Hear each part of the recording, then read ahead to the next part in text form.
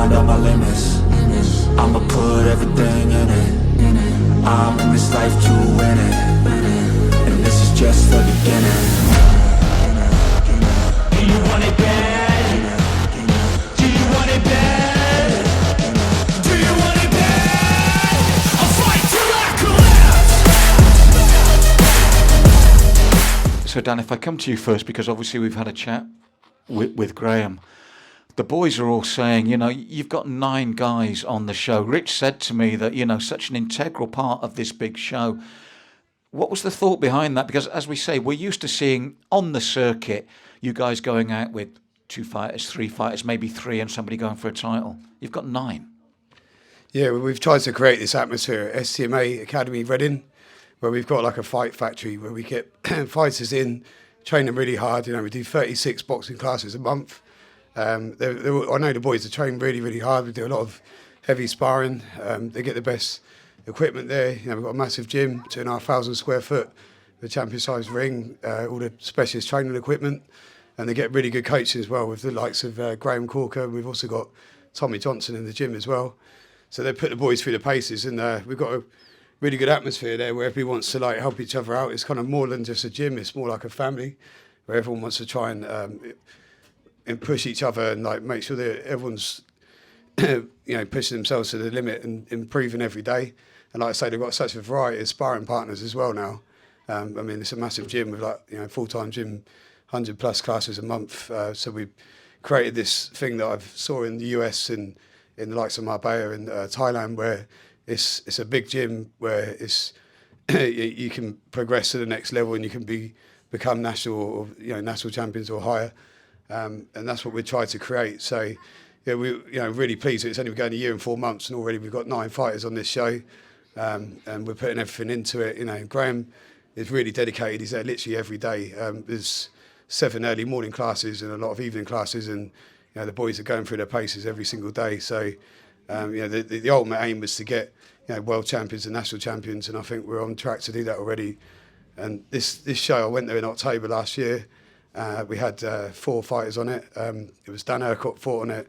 There was Michael Simon. There was Julian Polk, and they all trained really, really hard. Oh, and Cameron Pridham as well. Sorry, Cam, couldn't forget you out, mate.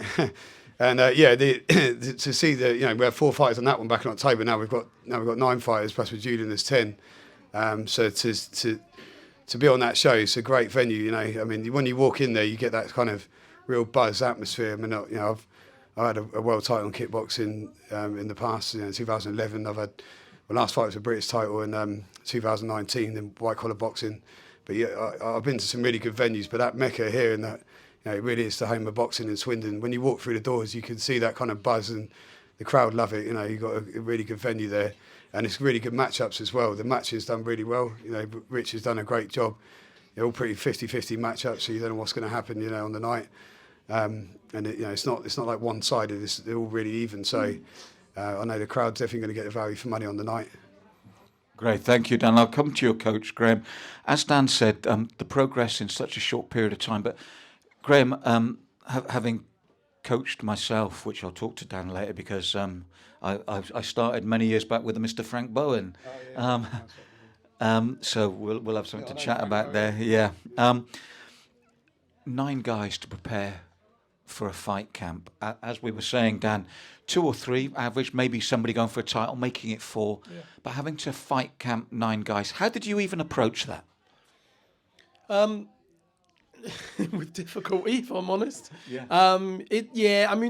Initially what we said was, here's the show, hands up.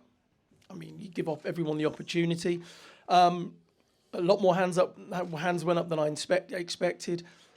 But what we've done is we create it and we operate it as a team. So essentially, like you have a football team preparing for a game, we've gone about it the same way. We're quite meticulous in our preparation, and everybody knows, everybody's weighed weekly. Everybody's logged, all their sparring rounds are logged, so we know how many rounds they've sparred. We know how many rounds they've trained. Everything is done meticulously. Because if we didn't get organised, what happens is you suddenly lose track of one or two fighters who might not be, feeling confident or not putting in the work.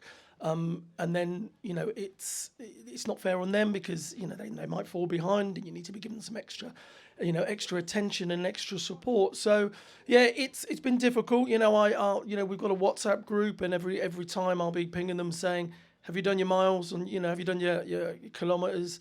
You're doing X amount of sparring this week. You've got to be here. And we train 6 o'clock in the morning in the weekdays and 7 on a Saturday.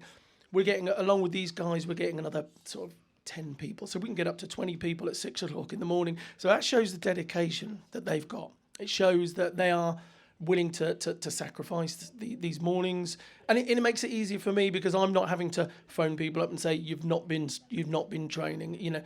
Sometimes the hardest part is saying take a day off, just relax. You're overtraining. You're getting. I mean, the likes of Charlie here. We tallied up his round sparring. He's done 85 rounds of sparring in an 8-week camp, which is on a par with a lot of pros could do, and training up to 6 days a week. And it's you're going to say, calm down, take a day off, just give your body a rest.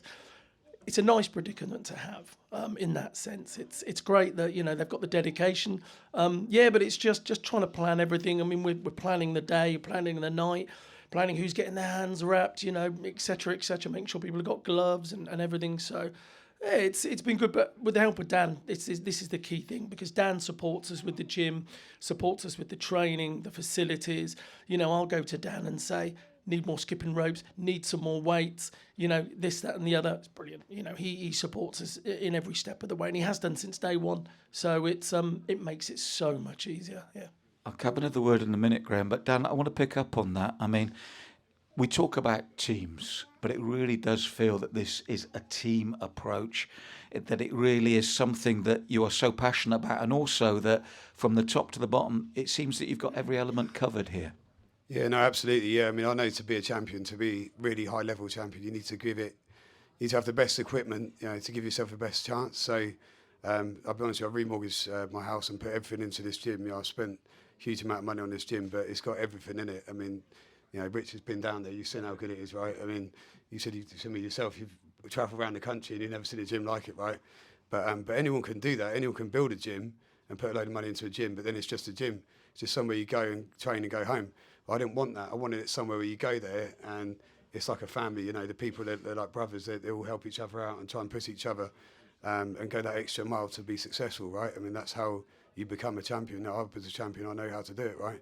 So I tried to get everything right, so everything down from like Graham was saying, to skipping ropes, to sandbags, to 200-300 quid punch bags. We've got loads of them. We've got 120 kilo bags, 2 massive bags. We've got a full-size cage, full-size ring. We've got everything, but it's not just the gym. Then you've got all the equipment. Then you need the coaches, right? So with Tommy Johnson, who's really well known and respected in the industry, and Graham as well, we've got some great boxing coaches down there now, and I'm going to be there to help out on the night. Hopefully, I've been in the corner as well with Graham, just helping out, but.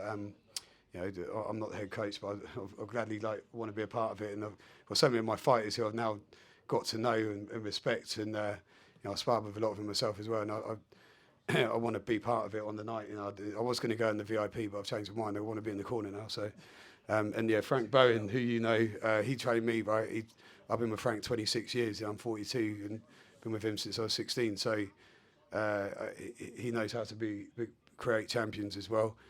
He runs the STMA Wokingham sort of Shaolin Tigers headquarters now. I do the Reading one, so Reading's my gym, but I've tried to keep that philosophy, where if you want to be the best, you've got to put everything into it. It's not just turn up twice a week and do running once a week and hope for the best. We want to make champions, and that's what we're trying to do at that gym at the moment. And get everything right, down from the training equipment to the gym philosophy. To I took everyone out at Christmas and paid for a Christmas meal. I think there was about 26 of us on my own money, just purely because I know that will help. If you do things like that, then they're going to want to work for you even more, right? And if someone says to me, I can't afford the subs this month, and I let them off, maybe a month or so. I shouldn't say this too much. No, everyone's going to start. We'll leave it there, Dan. I think on that one. That's an exceptional case, by the way. Exceptional case, yeah. If I could have a final word with Graham, one thing I really want to pick up on, which is talking to you both has intrigued me, as I said, with my own coaching background, is we all talk about philosophies, training, teaching methods. every gym has a way of coaching, has a way of bringing them on. But the other side of it that people don't realise, which is fascinating me tonight, is nine personalities, 9 characters. You hinted at it. It's one thing to get the training regime going. These are the hours we do. This is what we're going to do. We're going to do pads. We're going to do sparring.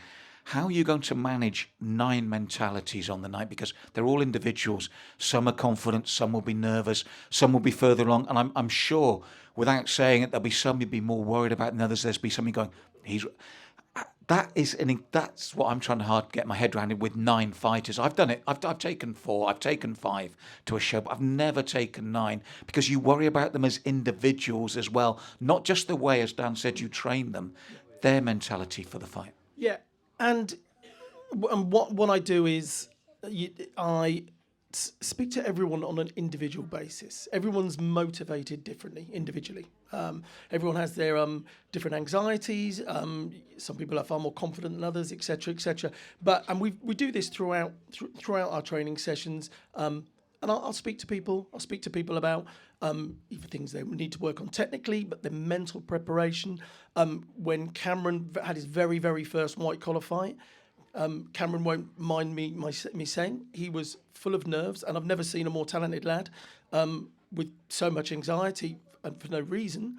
It's quite easy to say to somebody, "Don't worry about it. You'll be fine. Look, you're great." Blah blah, etc. You've got to give them some context. You've got to give them some proper. Feed them some proper confidence, give them something that they can actually sort of hold on to and understand that, I'm not just blowing smoke up what, I'm actually speaking, insightfully. And this is what we do. We apply it to everyone because, as you said, everyone's different individual personalities, different experience. So what I'll do is, and I do it right until the end, is really just speak about how they're feeling, what their objectives are, are they clear? Are they understanding what they need to do? Are they relaxed? What do they need? I mean, you end up you try and become a little bit of a father figure, where you're trying to be supportive. There are sometimes as a father figure, you've got to be a little bit firm with them, but the thing is, they're such a good bunch of lads. Very calm, very relaxed. And I think what we've tried to do is just maintain a real sense of positivity all the way along. We're very realistic. Sometimes the sparring sessions, people are making mistakes and they're getting bellowed at. But we are realistic in that sense, but we keep it positive. We always draw positive elements from it so that they know that, they build their confidence in an incremental way. And they know that when they go on the night, we've paid attention to every little bit of detail, and we're not just using the sort of a blanket philosophy on them all. We're talking to people as individuals. And that way, I mean, it takes some time. 9 people. It's sometimes you're going around a gym, and I train with them, so I'll try and train with them. I try and keep up. It's difficult. So you're kind of trying to lead by example as well in that sense, and then trying to have a little chat with everybody. Can take a bit of time. It can be a bit exhausting, but they're worth it. They take everything on board. That's the great thing. Positive attitude, willingness to learn, and it shows, and it will show on the night because what you'll see sort of highly dedicated group of people who have just gone on and improved. So we'll see. It might change my tune on the night. It might be that they're all panicking in the toilet, but I have no fears that they'll be nice, calm and focused. Yeah.